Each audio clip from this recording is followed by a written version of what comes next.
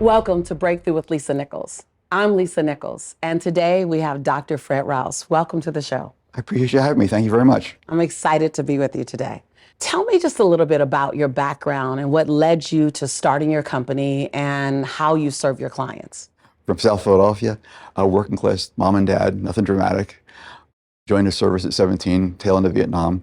Played respiratory therapy for a while, about 10 years or so as a registered respiratory therapist in a inner city hospital in Camden. Got married, found out I needed some extra money. Financial services looked interesting. So I started there, and it was selling 15 mutual funds and life insurance. It wasn't real thrilling. And most of my customers knew more than I did about money. Okay, I got to change that. So I went back to school, and I got a CFP designation. It took me 5 years to get that.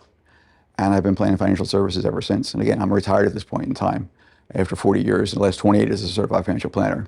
Wonderful. Tell me, what was the emotional roller coaster that you may have had to go on as you began your business, as you formed your business and its mission? I've been playing at working at things from when I was a kid with a paper route, shoveling snow in Philadelphia, and when the kids don't do that anymore.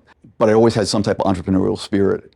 But running my own business that way was a total different situation. I eased into it part-time. It was a part-time thing as I was still playing respiratory therapist. And I quit selling mutual funds, life insurance, and annuities, and shifted over to the tax side of things, which to me was a little bit more honest anyway. I didn't do sales well at all. I didn't like it at all. But it was an interesting experience trying to build that business up because you never know what's going on from one day to next when you're on your own. Did you ever have any doubts about if this is going to work or if you can do it? And if you did have doubts, how did you overcome? How did you gain the confidence in order to ignore the negative thoughts or navigate through the negative thoughts and have faith in yourself? When you're an entrepreneur, you're on your own. Yes. And there is no one out there for you.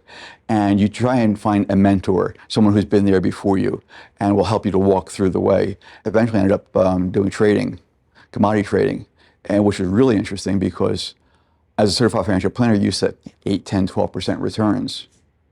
Commodity trading, I'm getting triple-digit returns. This is a novel situation. There's just no frame of reference for that in the standard financial planning industry. So it was a real interesting experience to be able to do that and consistently get the triple-digit returns.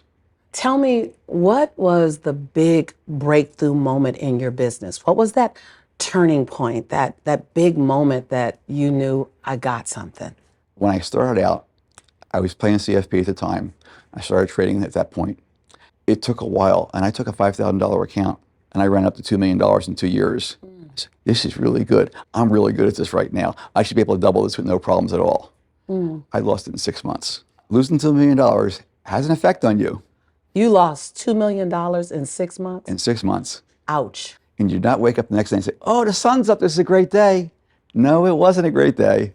It set me back for quite a while. But I kept the charts. And I ended up going back to the respiratory therapy nights and weekends just to pay the bills.